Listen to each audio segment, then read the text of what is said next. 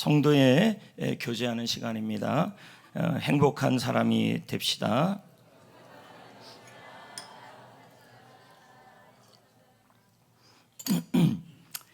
여러분들은 행복하면 생각나는 노래가 무엇입니까? 이제 두 부류로 나눕니다.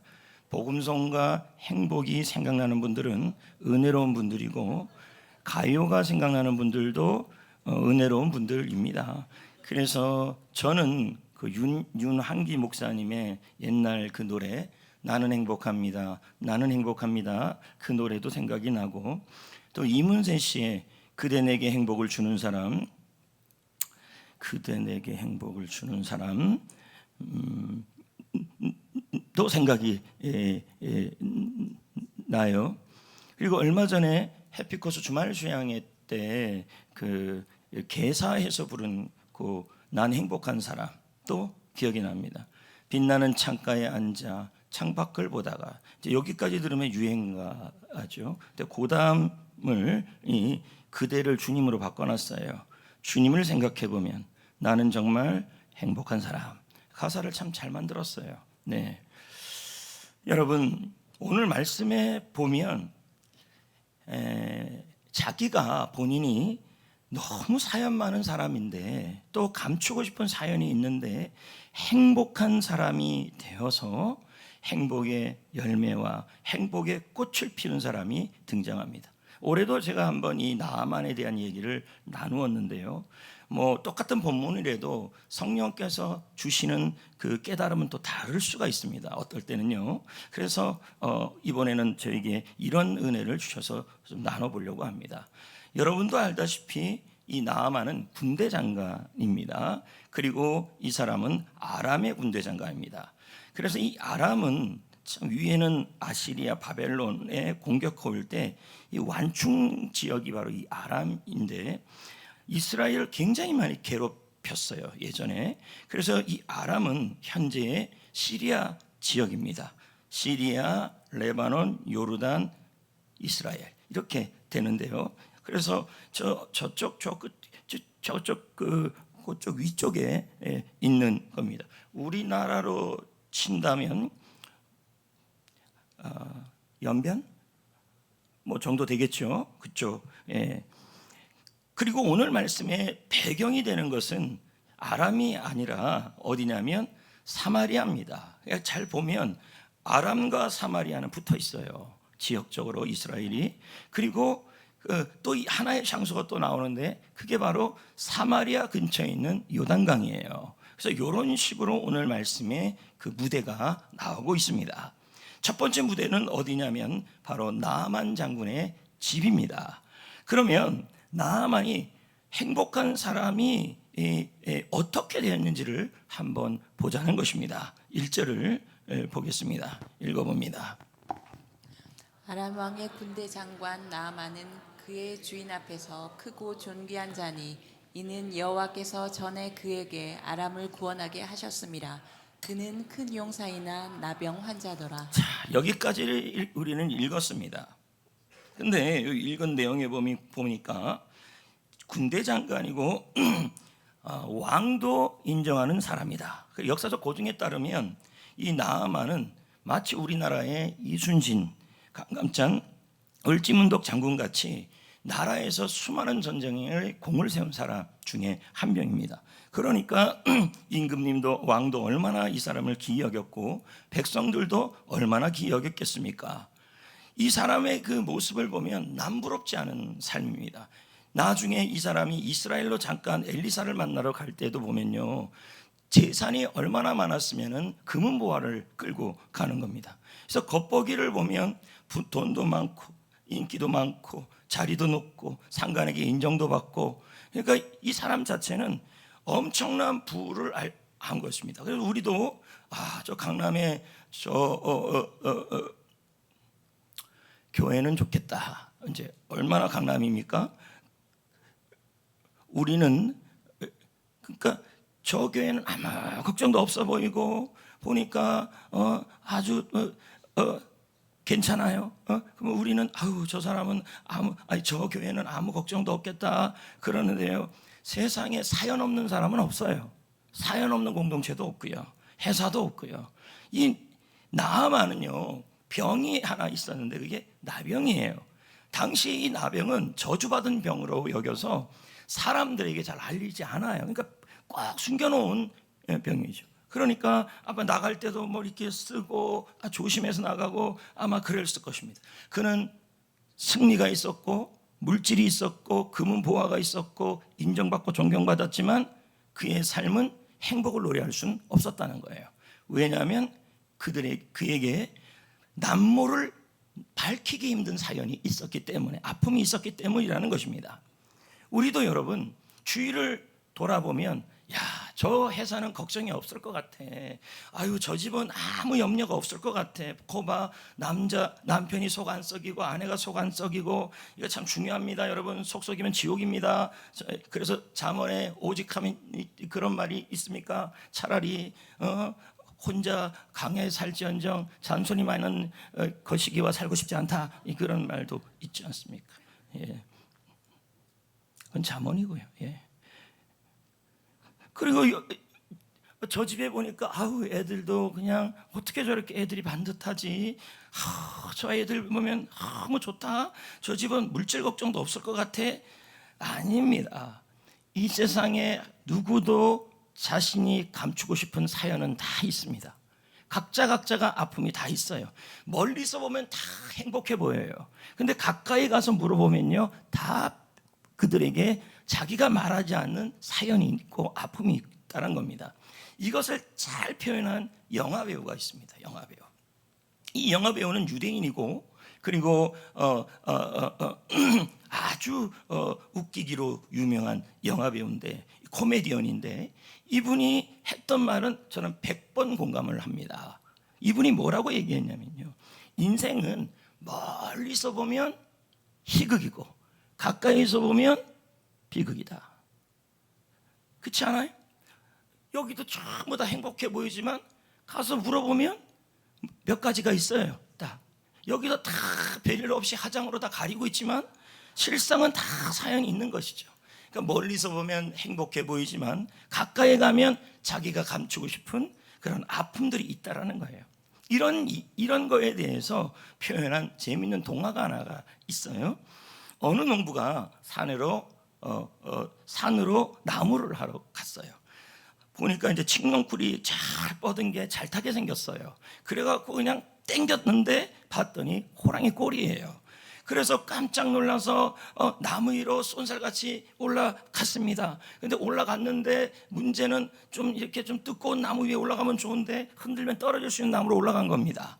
그래서 호랑이가 옛다 잘됐다, 저건 내 밥이다 하면서 식사기도도 하시고 뭐 이런 식으로 해서 흔들렸습니다. 그랬더니 이 농부가 호랑이 등에 떨어진 것입니다.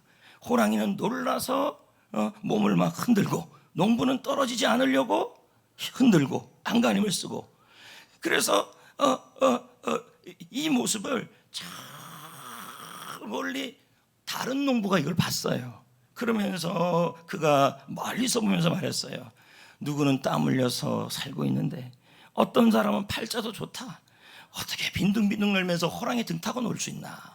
이렇게 얘기를 하는 것입니다. 제가 지금 무슨 얘기를 하는 것일까요? 우리는 모두 말을 안 해서 그렇지 가까이 가면 이 마음속이나 외형적이나 환경적 속에 내 나름대로의 한 가지 이상의 걱정거리들이 있다는 거예요. 그냥 행복해 보이니까 저 집은 행복할 것 같아. 아우, 저쪽 회사는 행복할 것 같아. 저 가정은 행복할 것 같아. 저 아이는 걱정이 없을 것 같아 라고 보여. 너무 밝게 지나고 있으니까. 여러분도 저를 딱 보면 사람이 이렇게 굉장히 목소리도 크고 또 뭐 굉장히 단단해 보이고 전혀 걱정 없을 것 같이 얘기하지만 안 그래요.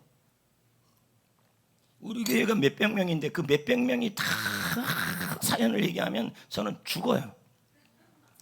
그러니까 여러분, 저도 저 나름대로의 목사님은 참 행복해 보인다, 행복해 보인다. 여러분, 겉보기는 다 그래. 또 가끔 그럽니다. 우리 목사님은 아주 열정적이야. 그래서 마음에 상처도 안 받아. 여러분, 원래 받기 열정적인 사람이 잘 받아요. 근데 여기 다 보니까 다 밖이 다들 열정적이에요. 그러니까 다 마음속에 자식이 걱정하는, 자신이 걱정하는 자기만의 나병이 있다는 거죠. 자기만의. 말을 못하겠고 힘들고 그래서 감추고 싶고. 근데 여러분, 누구나 다 그러고 지금 나만도 그랬다는 겁니다. 그런데 놀라운 반전이 일어나고 있습니다. 그 반전의 시작이 3절이었어요. 읽어 보겠습니다. 시작. 그의 여주인에게 이르되 우리 주인이 사마리아에 계신 선지자 앞에 계셨으면 좋겠나이다. 그가 그 나병을 고치리다 하는지라. 여러분, 우리가 알다시피 이 나아만의 집에 이스라엘 포로 여종이 잡혀왔어요. 이 여종이 주인을 보니까 참 남모를 가까이서 보니까 또 그 남모를 아픔을 본 거예요. 그러니까 좀 멀리 떨어져 있으면 별게 안 보이는데 가까이 가면 그 사람의 아픔도 보이고 사연도 보이고 슬픔도 보이고 다 보여요. 그러니까 이 여주인이 이 아이가 어떻게 하냐면 소개를 해줘요. 어떤 소개를 해줘요? 그러니까 보세요. 좋은 말을 해주고 있는 거죠. 소개를 해주고 있는데 뭘 소개하고 있냐면 사마리아에 가면, 자, 이스라엘 땅에 가면 거기에 선지자가 있다. 그 선지자가 우리가 알다시피 엘리사예요. 그 엘리사가 있는데 그 사람에게 가면 하나님이 당신을 고칠 겁니다 라고 얘기를 한 겁니다. 저는 이 부분을 보면서 이 작은 소녀가, 이 여종이 행복으로 인도하는 문이 되었던 거예요. 그렇죠? 그러니까 여러분 각자가 불행으로 인도하는 문이 되지 마시고 행복으로 인도하는 문이 될 수 있기를 축복합니다. 그래서 했더니, 자, 그럼 여러분 여기서 보십시오. 행복으로 인도하는 길이, 문이 멀리 있었나요? 가까이 있었나요? 그러니까요. 여러분을 행복으로 인도하는 문과 길은 멀리 있지 않고 가까이 있어요. 그래서 우리는 그런 말을 하잖아요. 행복은 멀리 있지 않고 가까이 있다. 바로 이곳에 있다. 이렇게 얘기합니다. 그런데 우리는 그 행복을 찾아서 떠납니다. 저기 가면 있을 줄 알고, 저기 가면 있을 줄 알고, 또 저런 데 가면 있을 줄 알고, 결혼하면 있을 줄 알고, 교회를 다른 데 가면 있을 줄 알고, 그렇게 간다라는 거예요. 그게 아니라고 설명한 게 파랑새라는 소설이에요. 이 집에 가난한 농부의 아들이 2명이 있었는데 이 아이들은 평생 뭘 찾고 싶었냐면 행복을 주는 새를 찾고 싶었어요. 그 새 이름이 파랑새예요. 파랑새. 그래서 이 새를 찾으려고 떠났어요. 산 건너 물 건너 곳곳을 뒤져봐도 행복의 상징인 파랑새를 찾을 수가 없었어요. 그리고는 터덜터덜 지친 마음으로 집에 왔더니 여러분, 3장의 파랑새가 있었다는 게 이 소설의 내용이에요. 뭘 얘기하는 것입니까? 행복은 멀리 있는 게 아니다는 거죠. 행복을 이끄는 것이 멀리 있는 것이 아니라 지금 이 자리가 지옥 같은 자리고 지금 여러분이 사연 있는 자리라도 그 자리에 행복을 여는 문과 길이 있다는 거예요. 이해되시겠어요? 그래서 이 어린 여종이 엘리사를 소개를 해줘요. 그랬더니 이 나아만이 이 어린 여종 덕분에 어디로 가게 됐냐면 사마리아로 가게 됩니다. 이 안에 내용이 뭐 여차저차 많아요. 그러나 다 생략하고 사마리아에 가서 누구 만나려고 간 겁니까? 결론적으로는요. 예? 누구 만나러 간 거예요? 엘리사를 만나러 간 거예요.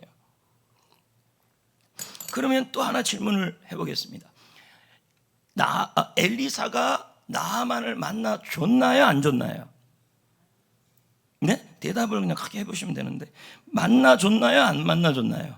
안 만나 줬죠. 그러면서 자신의 종 게하시에게 말을 전달하게 했어요. 그 전달 내용이 뭐냐면 다른 데가 아니라 여기가 사마리아인데 좀 걸어 내려가면 거기에 요단강이 있다. 그 요단강에 가서 7번 물에 담갔다가 일어나고 담갔다가 일어나면 하나님이 너희를 낫게 할 것이다. 이렇게 얘기를 했어요. 그랬더니 여러분, 이 나아만이 분노했나요? 안 했나요? 분노했죠. 왜 분노를 했어요? 내 생각에는 성경에 보면 이렇게 나와요. 내 생각에는 엘리사가 와서 자기에게 손을 얹고 안수기도 하고 기도해 줄 줄 알았다. 그런데 아람 땅에 알다시피 아람 땅에는 이 요단강보다 훨씬 크고 훨씬 맑은 물이 더 많은데 이게 도대체 날 뭘로 하는 거냐 하면서 나는 돌아가겠다 이렇게 얘기를 했어요. 그럼 제가 질문을 또 합니다. 돌아갔나요, 안 갔나요? 네, 안 갔죠. 그러니까 질문은 두 개 중에 하나니까 잘 생각해 보시면 됩니다. 그래서 마음에 막 분노가 일어나고 그러는데 또 반전이 일어나요. 어떤 반전이 일어나냐면 역시 하인이었어요. 하인들이 나만의 생각을 바꿨어요. 그 바꾼 내용이 성경에 등장하죠. 그렇게 하지 말아라. 여기까지 왔는데 마음을 바꿔라 하면서 얘기를 했어요. 그랬더니 나만이 어떻게 하는지를 보자는 거죠. 14절입니다. 읽어봅시다. 시작. 나만이 이에 내려가서 하나님의 사람의 말대로. 자, 읽었죠? 자, 나만이 종의 말을 듣고 생각을 바꿨어요. 근데 어떻게 바꿨냐 했더니 하나님의 사람의 말대로 이렇게 바꿨어요. 그럼 이것이 무엇이냐면 얼마 전까지는 뭐로 해석을 했냐면 나는 병이 있어요. 내 생각에는 뭐 이렇게 해석을 했는데 지금부터 나만이 해석이 달라져요. 하나님의 사람이 한 말대로 해석하기 시작해요. 자, 그 말대로 해석했다는 것이 결국 무엇을 의미하는 거냐면 NAC 주석에 보면 잘 설명을 하고 있어요. 읽어봅시다. 시작. 나아만은 믿음의 고백을 했다. 주님이 자신을 치유할 수 있다고. 여러분, 누구로 지금 해석하고 있어요? 주님이 이렇게 해석하고 있어요. 주님이 내 부끄러운 이 나병을 치유하여 줄 것이다. 이렇게 지금 해석을 한 거예요. 자, 보십시오. 그러면 바로 이것이 뭘 의미하냐면 내 마음속에 입술로 행복의 씨앗을 뿌리는 거예요. 자, 왜 이게 중요하냐면 우리는 말합니다. 축복의 열매 맺고 싶고 행복의 열매를 맺고 싶어 합니다. 그러나 하나님은 먼저 나 스스로가 행복한 사람이 되어야 한다고 지금 말씀하고 있는 거예요. 예, 그러면 그 행복이 뭐냐? 사하라 교수는 말하기를 삶을 해석해서 오는 뭐냐면 기쁨과 용기와 즐거움이라고 표현을 해요. 그러면 제가 다시 한번 설명을 하면 이런 거예요. 잘 보십시오.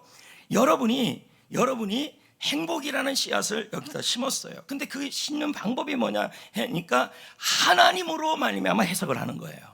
예, 하나님이 고치신다. 하나님이 이루신다. 이 고난 속에서도 하나님의 계획이 있다. 이렇게 하면 씨앗이 뿌려지는 거예요, 내 마음에. 그런데 그렇게 품었는데 또 고난이 와요. 그럴 때마다 또 뭐 하냐면 행복의 씨앗을 뿌리는 거예요. 하나님으로 말미암아 이렇게 가는 거예요. 없는 것으로 말미암아가 아니라 하나님으로 말미암아 나의 사연이, 나의 스토리가, 나의 아픔이, 나의 병이 주님께서 해결하시고 그걸 통하여 하나님의 뜻을 이루시고 그렇게 할 거라고 하면요, 이제는 그 씨앗이 뿌리를 내리는 거예요. 그럼 뿌리를 내리게 되면 그렇게 되면 이제 뭐가 생기냐면요, 딱 올라가는데 봉오리가 생기는 거죠. 제가 설명을 하는 거예요, 심리학적으로요. 봉오리가 생기는데 이 봉오리가 뭐냐 하면 바로 평안이에요. 이해되시겠어요? 그래서 그렇게 평안을 하다 보면 이게 지금 이 상태가 지금 뭐냐면 이게 행복이에요. 이렇게까지 왔어요. 와가지고 있으니까 이제 뭐예요? 계속 하나님으로 말만 해석하니까 이제 이것이 꽃이 돼요. 그렇잖아요. 그럼 꽃은 뭐예요? 주님이 주시는 용기예요. 그리고 그래서 이 어려운 상황에서도 용기를 내고 살다 보면요, 이 용기가 뭐가 되냐면 할렐루야, 행복의 열매가 되는 거예요. 이 열매가 바로 여러분이 아는 축복이에요. 그리고 이게 성공이죠, 세상적으로 말하면.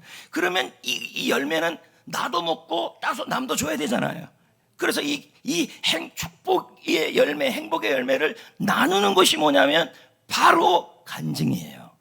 이 스토리가 지금 되는 겁니다. 그러면 간증을 하는 것보다 축복을 받는 것보다 먼저 중요한 것은 지금 나의 상황이 나만처럼 스토리가 있고 없는 게 있고 상처가 있을 때 나의 상황으로 해석하는 것이 아니라 하나님으로 말미암아 이 상황을 말하고 선포하는 것이 바로 행복의 시작이에요. 자, 이 얘기를 누가 하냐면 성경에 하박국이 그렇게 얘기를 해요. 자, 17절 읽어봅시다. 시작. 비록 무화과 나무가 무성하지 못하며 포도나무에 열매가 없으며 감람나무에 수출이 없으며 밭에 먹을 것이 없으며 우리의 양이 없으며 외양간에 소가 없을지라도. 자, 지금 하박국이 하나님으로 지금 해석한 게 아니에요. 뭐로 해석했어요? 주어가 없는 거예요. 무화과가 나무가 무성치 못하다. 주어가 지금 하나님이 아니에요. 맞죠? 포도 열매가 없다. 그럼 우리말로 표현한다면 이런 거죠. 건강이 없고, 사람 복이 없고, 그리고 물질이 없고, 사람이 없고, 자녀의 축복이 없고, 이렇게 지금 없는 것 투성이가 주어가 되고 있다는 거죠. 이렇게 되면요, 마음에 씨앗이 뿌려져요. 그 씨앗이 말로 하잖아요. 말이 씨앗 아닙니까? 그 씨앗이 마음에 뿌려지는데 그 씨앗을 행복의 반대는 불행이죠. 불행의 씨앗이 떨어져요. 그러면서 이 마음속에 이제 불행의 씨앗이 딱 심겨지는데 불행할 일이 또 일어나요. 그럴 때마다 또 뭐라 그러냐면 나는 없네. 나는 사람이 없네. 동역자가 없네. 돈이 없네. 평안이 없네. 하면 이제 그 다음에 뭐 뿌리를 자꾸 내리는 거 그때마다 그렇게 하면요. 그러면 이제 뿌리가 나다 보면 이제 봉우리가 생기는데 이 봉우리를 우리는 뭐라 그러냐면 슬픔이죠. 평안이 아니라 슬픔이 딱 맺혀져. 이게 지금 스토리예요. 슬픔이 딱 맺혀지면 오는 것마다 자꾸 없는 것을 해석을 해요. 또 거기다가 계속 그러니까 하나님 이제 비료까지 주는데 하나님이 주는 건 아니죠. 그렇게 하니까 이제는 꽃이 확 펴요. 이 꽃이 확 핀 거 이걸 뭐라 그러냐면 용기의 반대인 무기력이에요. 그리고 이렇게 피다 보면 이제 별일도 안 하다 보면 결국 열매가 맺히는데 그 열매가 뭐냐면 불행의 열매가 맺혀지고 그리고 그 불행의 열매를 자기만 먹지. 배우자한테 얘기를 하는 거예요. 여보, 나는 이게 없어. 자기나 먹지. 옆 사람에게 무슨 백설공주 마녀예요? 이렇게 하나씩 입에다 딱 넣어주면서 상대방도 불행하게 한다는 거죠. 그런데 지금 하박국이 너무도 감사한 게 지금 17절까지는 주어가 뭐가 돼버렸냐면 뭐로 해석했냐면 자기가 없는 것으로 해석을 했어요. 여러분들도 마찬가지라니까요. 현재 나만의 입장에서 없는 건 건강이에요. 그렇죠? 그리고 여러분 입장에서 없는 게 있다라는 거예요. 이럴 때 하박국이 어떻게 바뀌냐면 자, 계속 힘든 일이 여기 연거푸 일어나잖아요. 무화과가 없고 열매가 없고 감람나무 소출이 없고 이럴수록 하박국이요 18절을 한 거예요. 하나님으로 말미암아 해석을 한 거예요. 보자고요. 18절 읽어 보겠습니다. 나는 여호와로 말미암아 즐거워하며 나의 구원의 하나님으로 말미암아 기뻐하리로다. 자, 하박국이 뭘로 해석을 했어요? 여호와로 말미암아. 없는 것에서 다 없어도 하나님은 있다는 거예요. 하나님으로 말미암아 나는 하나님으로 말미암아 하나님이 해결하실 것이고 하나님으로 말미암아 하나님이 행복의 꽃과 행복의 열매를 맺히게 할 것이며 그래서 나는 영향력 끼치는 간증자가 될 것이다 라고 해석을 할 수 있다는 거예요. 그렇자 뭐가 생깁니까? 봉우리가 생기는 거예요. 그게 뭐예요? 즐거움이었어요. 이걸 우리는 평안이라고도 하죠. 맞지 않습니까? 순서예요. 그러니까 축복은 사랑은 아무나 하나 축복은 아무나 받나요. 먼저 여러분이 아무것도 없을 때 사연이 있을 때 이 사연이나 이 스토리 속에서도 하나님의 계획이 있다 이렇게 가셔야 그 다음에 뭐가 생기냐면 이제 꽃이 피우려고 그래요. 근데 딱 보면 뭐예요? 없으면 하나만 없지 다음도 없고 계속 없는 일이 계속 일어나요. 그럴 때마다 여호와로 말미암아 해석을 하셔야 돼요. 그럴 때 뿌리가 쫙 내려가면요 여기 이제 봉우리가 다 맺혀요. 이게 바로 평안이에요. 그리고 이게 꽃으로 활짝 펴요. 이걸 뭐라 그래요? 웃음꽃이죠. 자, 지옥인데 웃음꽃, 지옥인데 평안이라는 거예요. 먼저 여러분이 평안하지 않고, 그리고 먼저 여러분이 마음속에서 행복한 사람이 되지 않으면 하나님은 열매를 안 준다는 의미가 되는 거예요, 지금 이게. 그러니까 시작은 뭐예요? 없는 것이 주어가 되지 마시고 하나님으로 말미암아 이렇게 주어가 돼야 돼요. 그게 왜 그러냐면 나만이 그렇게 했어요. 처음에는 자기가 갖고 있는 그것 때문에, 나병 때문에 없는 거, 건강이 없는 것이 주어가 되니까 매사가 불행한 거죠. 다 있어도. 그런데 여기 지금 나와 있는 하박국이나 나중에 또 나아만이 또 해석을 하는데, 그때 뭐라고 설명하고 있냐면, 내가 없다, 하나만 없는 게 아니라 또 없다, 또 없다, 또 없다, 없을 때마다 그렇게 했다는 말이 18절을 했다는 말이에요. 그럴 때 여러분이 처음 뿌린 행복의 씨앗, 그건 어떻게 뿌려지냐면 말로 뿌려져요. 말은 씨앗이다. 말로 뿌려져요. 그럼 어떻게 뿌려요? 하나님으로 말미암아 나의 고난 속에 하나님의 계획이 있고, 지금 나에게 일어나는 일 속에서도 하나님의 뜻이 있고, 하나님이 이걸 통하여 행복의 꽃을 피우고 웃음꽃을 피우고 열매를 맺혀서 그것을 나누는 인생이 되게 하여 주십니다. 이렇게 해석을 했다는 거죠. 여러분, 아무리 없어도 끝까지 떠나지 않고 남는 분은 계십니다. 하나님이 있는 거예요. 하나님이 있다. 여러분, 시카고라는 곳이 있죠. 미국의 도시인데 그 도시에 교회가 하나가 있었어요. 목사님이 그곳에서 이제 목회를 해서 부임해서 목회를 하는데 교회가 깡그리 불이 타버린 거예요. 그러더니 이 자리에 기자가 찾아왔어요. 기자가 말하는 것이 뭐냐면 없는 것이 주어가 돼버린 거예요. 그래서 말합니다. 교회가 몽땅 없어졌네요. 교회가 몽땅 타버렸네요. 자, 이게 바로 뭐냐면 썩은 불행의 사과를 입에 넣어주는 거예요. 그렇죠? 그랬더니 얼마나 마음이 속이 상해요. 그런데 그래서 그럽니다. 아유, 몽땅 타버렸는데 어떻게 하면 좋아요? 그랬더니 이 목사님이 누구냐면 성은 무, 이름은 디예요. 무디 목사님인데 그분이 이렇게 말했어요. 다 타버렸다. 이 말은 교회가 타버렸다. 그럼 없어진 건 교회잖아요. 그러면 주어가 교회가 돼버린 거예요. 근데 이분은 이렇게 말하는 거예요. 다 타버렸고 다 없어졌지만, 그러면 이게 이 교회가 타버렸던 이곳은 지금 거기는 지옥 같은 곳이겠죠. 그런데 이분이 뭐라 그러냐면 내 속에 있는 하나님은 타지 않았습니다. 그렇게 얘기를 하는 거예요. 그리고 나는 오래전부터 그 마음에 소망이 있었는데 아름다운 성전을 내가 한번 짓는 겁니다. 불탔기 때문에 나는 한 번도 교회를 지어보지 못했지만 이 불탔기 때문에 하나님께서 나를 통해 교회를 세워보라는 하나님의 계획입니다. 이렇게 해석을 하는 거예요. 그러면 여러분 마음에 이제 입으로 그렇게 했으니까 마음에 뭐가 심겨요? 행복의 씨앗이 심기는 거죠.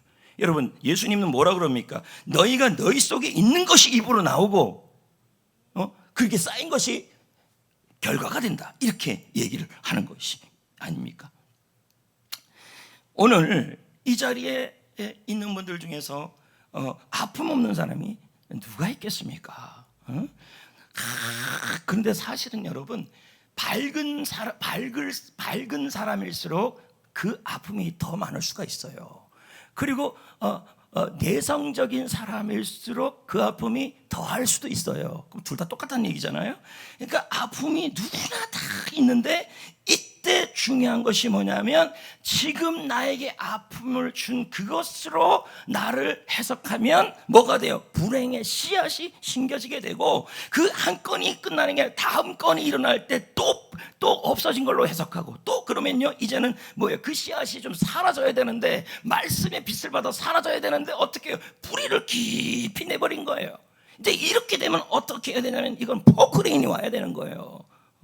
특별 새벽 기도의 포크레인. 근데 이제 안 되니까 이게 쭉 자다 보니까 이제 그 다음은 뭐가 올라오냐면 여러분 봉우리가 올라오는데 이 봉우리가 뭐냐면 슬픔, 불안 이런 거죠. 그리고 나서 이 불안이 계속 그러면 뭐로 바뀝니까? 무기력으로 바뀌면 무기력한 일들이 일어나는데 이제 열매가 맺혀내는데 그게 뭐냐면 불행의 열매들이 맺히고, 그리고 그 사람을 통해서 이 열매가 자꾸 퍼져나간다면 우리 성정교회나 여러분의 가정이나 여러분의 직장은 뭐가 돼? 여러분 그거 아십니까? 사과 상자 안에 썩은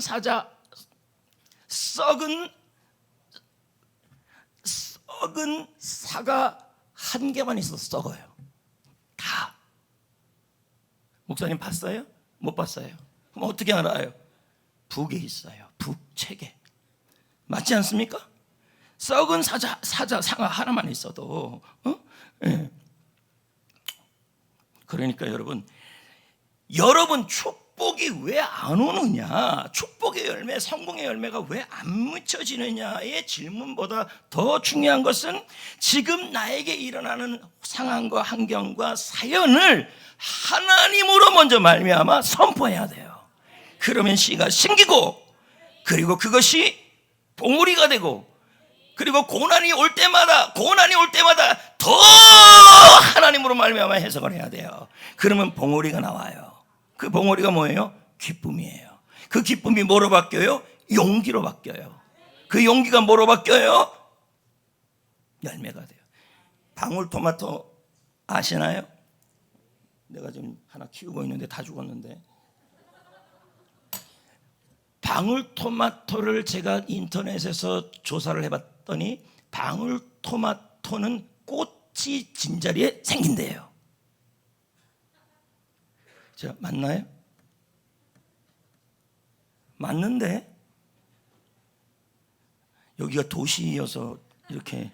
여러분 방울토마토는 그 꽃이 진자리에서 생긴다 그러더라고요. 그러니까 뭘 피워야 열매가 생기는 거예요? 그럼요. 용기가 피어야 되고, 그리고 봉우리가 생겨야 돼요. 그 봉우리가 바로 뭐라 그랬냐면 평안이라 그랬어요. 근데 그게 언제 생긴대? 여호와로 말미암아 즐거워진다는 거예요. 이 부분을 심리학적으로 연구한 분이 있었어요. 지금 제가 말하는 이걸요. 이걸 뭐라고 하냐면 심리학에서는 로고 테라피라 그래요. 로고라는 말은 의미와 해석으로 치유하는 심리 기법이라는 말이죠. 그래서 이게 나오게 된 배경이 뭐냐면 바로 2차 세계대전 때였습니다. 2차 세계대전 때 가면 아주 죽음의 수용소들이 어마어마하게 많은데, 그 죽음의 수용소에 가서 보니까 어떤 사람은 빨리 죽고 어떤 사람은 끝까지 견디는 걸 봤다라는 거예요. 용기를 갖고. 그 죽음의 수용소는 지옥이에요, 지옥. 그래서 그것을 유심하게 보면서 연구한 사람이 누구냐면 유대인 심리학자 빅터 프랭클이에요. 그래서 이 빅터 프랭클이 그 스스로도요, 죽음의 수용소를 4곳 이상을 지낸 거예요. 그러면 그걸 볼 때마다, 그래서 이 사람은 심리학자니까 유심히 이렇게 본 거예요. 근데 어떤 사람은 보면요 그냥 빨리 죽어나가요. 근데 어떤 사람을 보면요 용기를 내서 죽음 같은 곳에서도 웃음꽃을 피고 용기를 내서 결국은 살아남는 거더라는 거예요. 그 이유가 뭐냐 봤더니 바로 의미예요. 해석. 하나님으로 해석했냐는 거예요. 그리고 없는 것으로 해석했냐는 거예요. 없는 것으로 해석하는 사람은 결국은 뭐가 돼요? 자꾸 그러면요 이제 불행의 씨앗이 들어가고, 그 불행의 씨앗이, 그래서 그러잖아요. 우리가 말을 하게 되면 그 말하는 것이 우리 귀로 들어가서 여기에 쌓인다고 성경이 그렇게 나오고 있습니다. 마태복음에. 그러니까 이 쌓인 것이 이제 나와야 되는데 나오려고 했더니 이제 뭐가 되냐면 자꾸만 힘든 일이 있을 때마다 뭐라고 얘기하냐면, 하나님 빼놓고 나는 이 포로 수용소에서 가족도 없고 건강도 없고 먹을 것도 없고 세수할물도 없고 나는 그렇다고 계속 없다고 하니까 불행의 씨앗이 들어가고, 더 없는 것이 더 생길 때마다 다 불행의 씨앗으로 말을 하게 되니까 그 다음엔 불행의 꽃이 피는데 그게 슬픔이죠. 봉오리가 피는데 슬픔이죠. 그 봉오리가 더 피면 안 되는데 계속 없는 것만 보고 말을 하게 되니까 그제서야 이제 꽃이 피는데, 그 꽃을 뭐라 그러냐면 무기력의 꽃이에요. 이런 사람들은 전혀 뭐합니까? 수영 깎기를 안 해요. 수용소에서도. 반면에 삶을 해석하는 사람들이 있다는 거예요. 어떻게 해석했냐면 여호와로 말미암아 하나님이 계획이 있다, 하나님이 도와주실 것이다, 다 없어도 하나님은 남아있다, 산을 이루어줄 것이다 라고 해석한 사람은, 그런 상황이 올 때마다 해석한 사람은 이제 봉우리가 피는 거죠. 그게 뭐예요? 기쁨이죠. 얼굴이 희죽희죽. 그런 다음에 뭐예요? 힘이 생기는 거예요. 용기가 생기는 거죠. 그러니까 이 사람들은 어떻게 해요? 깨진 유리 조각을 가지고 수염을 깎는 거예요. 우리 노예에도 한 목사님 한 분이 그렇게 수염을 길러요. 그래 볼 때마다 제발 좀 깎아라. 도대체 왜 그러냐? 저기 좀 깨끗해야지. 누구 말도 안 들어. 누구 말도. 그런데 이번에 깎았대요. 그분이 누구냐면 금요일 날 설교한 그분이에요. 원래는 이랬어요. 무슨 이순신 장군도 아니고. 왜 그러냐 했더니 좀 멋있어 보이려고 그런다 것입니다. 난 더울 것 같은데. 응? 수염 얘기를 했죠. 그러니까요, 유리 조각으로 이렇게 다 깎는 게 바로 뭐냐, 지금 거기에서 용기를 내는 거예요. 시작은 뭐예요? 하나님으로 말미암아요. 그리고 막 그 물도요, 하루 먹으라고 주는 물이 딱 한 컵이에요. 이거 갖고 어떻게 하루를 먹어요? 근데 이 사람들은 이 물을 반은 먹고 반을 남기고 세수를 해요. 이게 뭡니까? 용기예요. 결국 누가 살아나요? 이분들이 살아나는 거예요. 그리고 여기 나와 있는 이 빅터 프랭클은 이제는 뭐예요? 용기를 내서 그렇게 살았더니 이번에는 뭐예요? 행복의 열매가 맺혀져요. 이게 뭡니까? 책을 쓴 거죠. 그리고 심리학자로 성공하게 됐죠. 그리고 그 심리학의 책을 통해서 하나님과 세상에 관증을 하는, 자, 사과를 먹었으면 사과를 이렇게 사과를 땄으면 나눠준 게 있잖아요.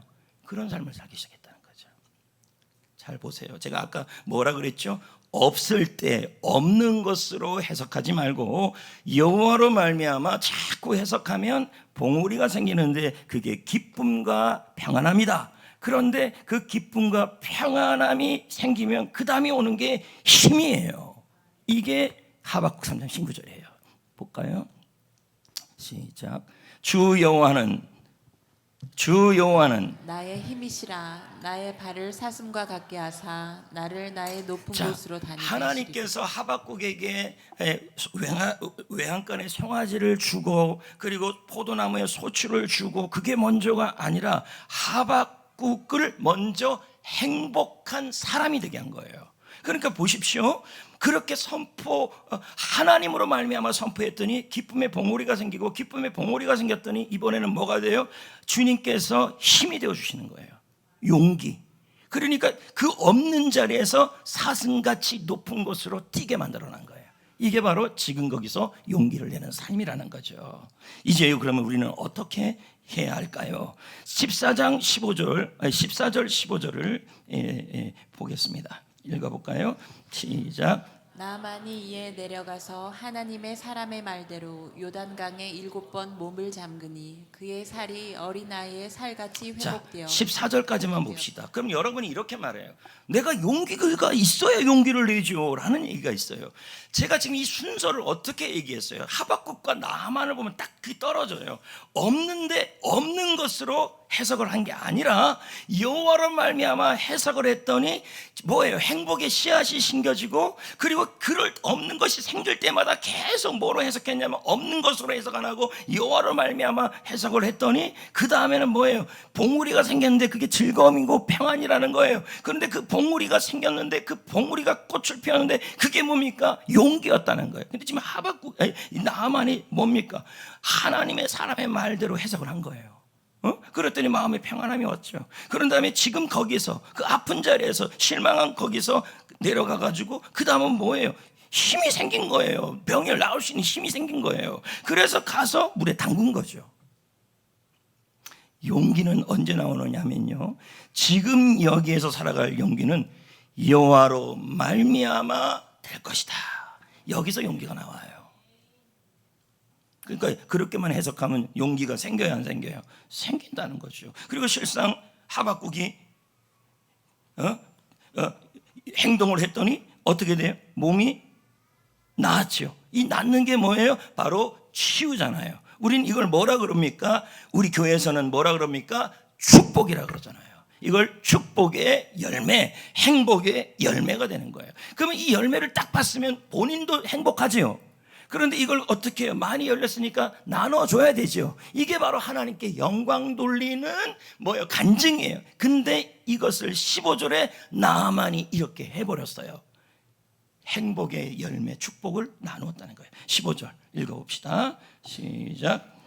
나아만이 모든 군대와 함께 하나님의 사람에게로 돌아와서 그의 앞에 서서 이르되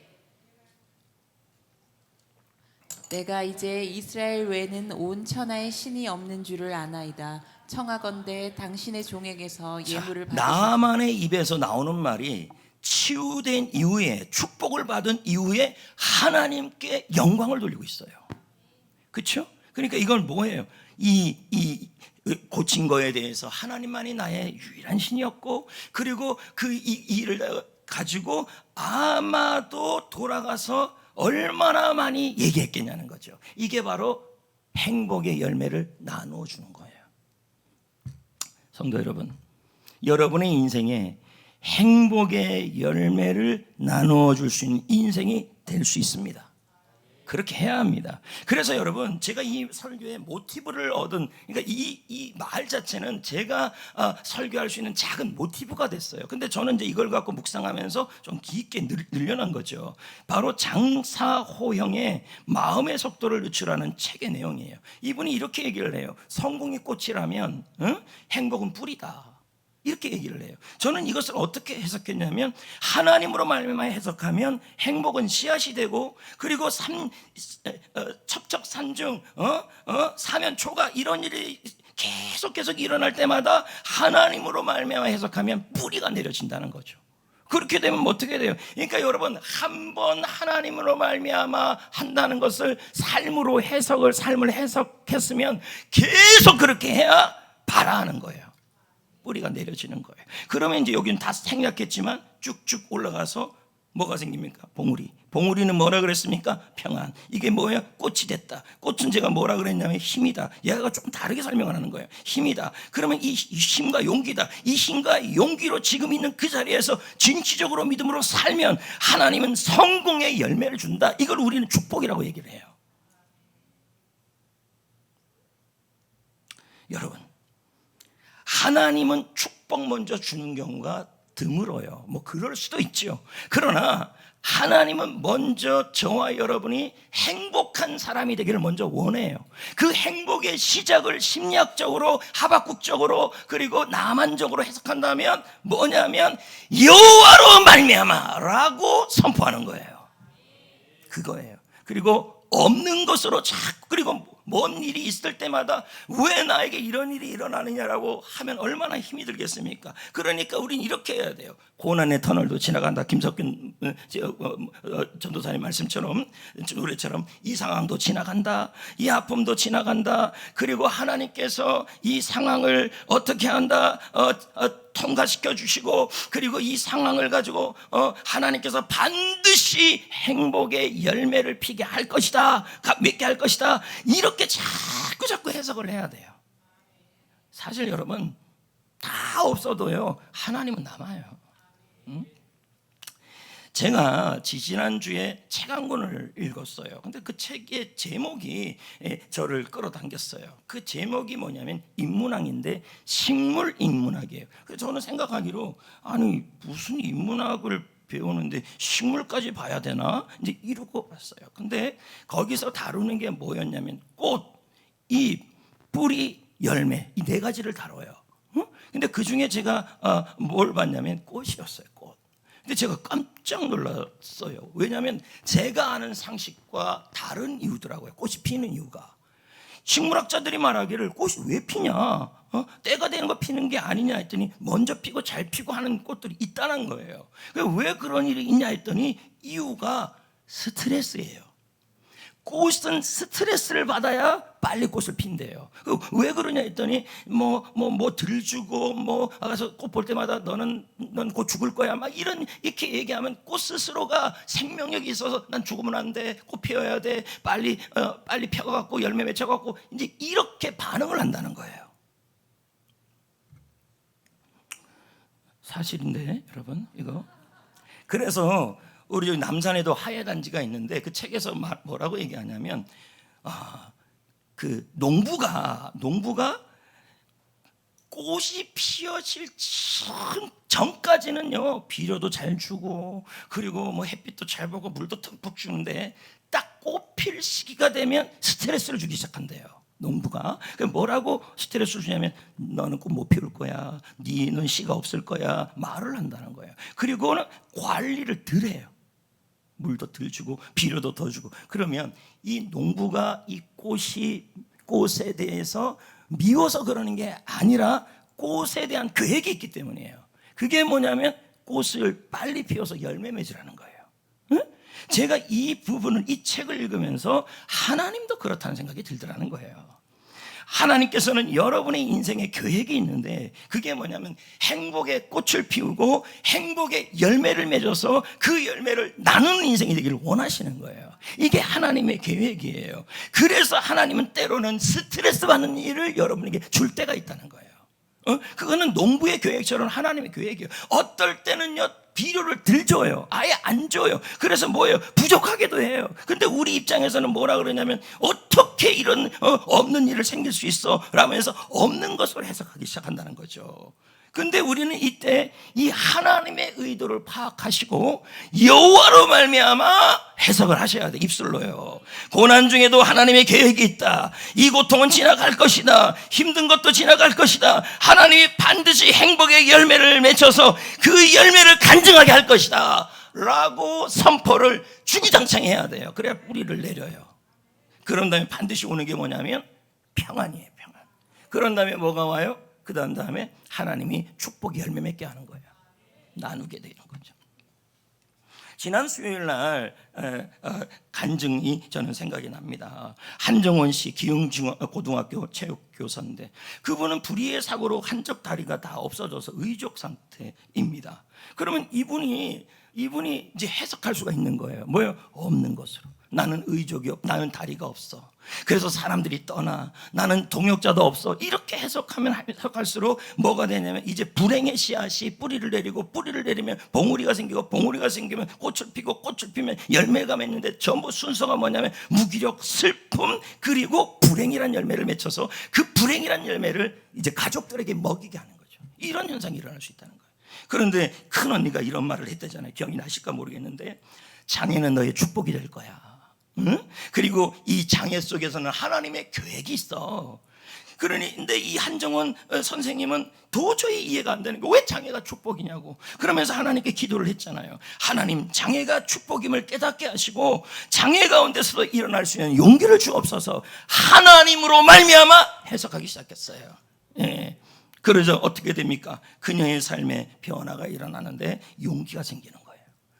분명히 말씀했잖아요. 주 여호와로 말미암아, 주 여호와는 나의 힘이시니 산성과 같게 뛰게 하리라. 용기예요. 지금은 여러분 열매를 맺었어요. 행복의 열매. 어떤 열매예요? 장애인 배드민턴 우승. 그날 다 들었을 거예요. 휠체어 테니스 우승, 조정 국가대표 됐고, 골프 우승, 좌식 배구 우승. 열매. 그리고 그 열매가 맺힌 걸 가지고 이제는 다니면서 간증하며 하나님께 영광 돌리고 있어요. 여러분, 이런 축복의 열매를 맺어서 남들에게 나누는 인상이 되어야 돼요. 근데 쉽게 되지는 않죠. 근데 이분이 간증 내내 외쳤던 말이 있어요. 여러분 기억날 겁니다. 용기였어요. 용기를 내세요. 고난에도 하나님의 계획이 있어요. 나 같은 사람도 용기 갖고 일어났어요. 여러분들도 지금 여기서 용기를 내세요. 하나님은 떠나지 않습니다. 이렇게 하는 거죠. 이제 저는 말씀을 맺으려고 합니다. 신명기 31장 6절을 보겠습니다. 읽어봅니다. 시작. 너는 강하고 담대하라. 두려워하지 말라. 그들 앞에서 떨지 말라. 이는 내 하나님 여호와 그가 너와 함께 가시며 결코 너를 떠나지 아니하시며 버리지 아니하실 것이며. 다 없어지고 다 사라져도 하나님은 남는다 이 뜻이에요. 하나님의 은혜가 남고 하나님의 사랑이 남는다는 거예요. 그래서 결론적으로 얘기하면 여러분의 삶에 없는 것이 많을 때 없는 것으로 해석하지 마시고 하나님으로 말미암아 해석을 하시기 시작해야 돼요. 입술로요. 하나님이 해결하신다. 하나님이 도와주신다. 하나님이 행복의 열매를 맺게 하신다. 하나님이 지나가게 하신다. 고난도 하나님의 계획이 있다라고 고백을 계속 하셔야 돼요. 그럴 때 뭐가 생깁니까? 봉우리가.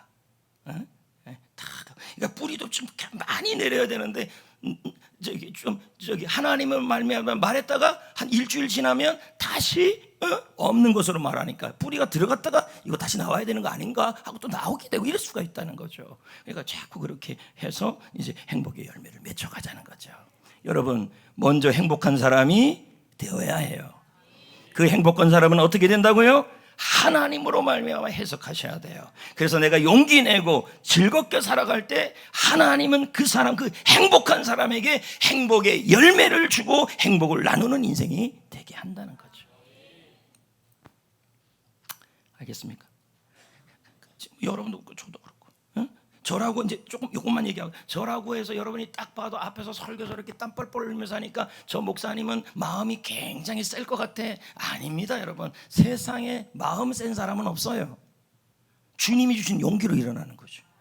그러니까 설교하기 전에도, 그러니까 주일날에 무슨 일이 일어나면 정말 설교하기가 어려워요. 이러면 저는 이런 생각이 드는 거예요. 정말 지지리 복도 없다. 주일날 왜 이렇게 사건 사고가 일어나냐, 이럴 수도 있지만 사실 여러분들이 저를 좀 도와주셔야 돼요.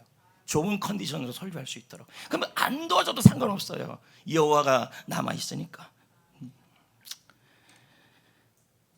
그래서 김석균 씨가 다 지나간다고 했어요. 1절 3절을 함께 불러보고 쓰겠습니다.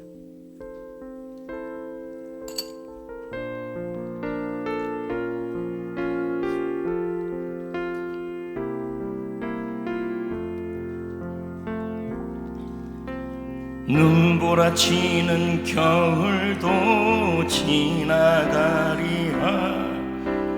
어둠의 긴 터널도 지나가리라.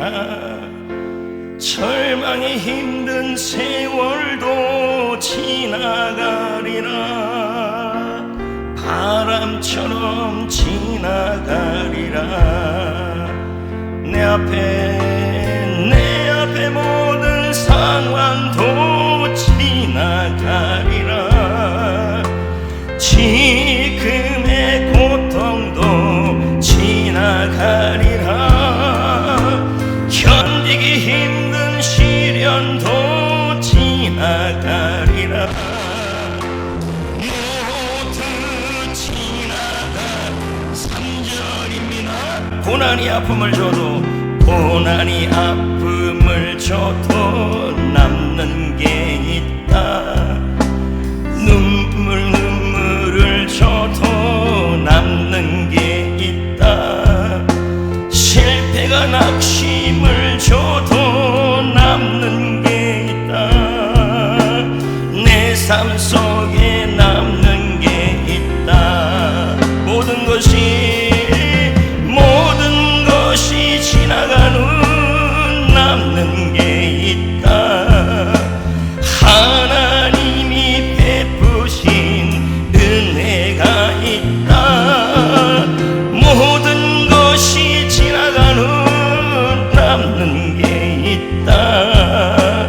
하나님의 3절 부르면서 예물 드립시다. 고통이 아픔을 줘도, 고통이 남는 게 있다. 슬픔이 눈물을 줘도 남는 게 있다. 실패가 낙심을 줘도 남는 게 있다. 내 삶 속에 남는 게 있다. 모든 것이 지나가는 남는 게 있다. 하나님이 베푸신 간증이 있다. 간증이 있다. 모든 것이 지나가는 남는 게, 하나님의 축복이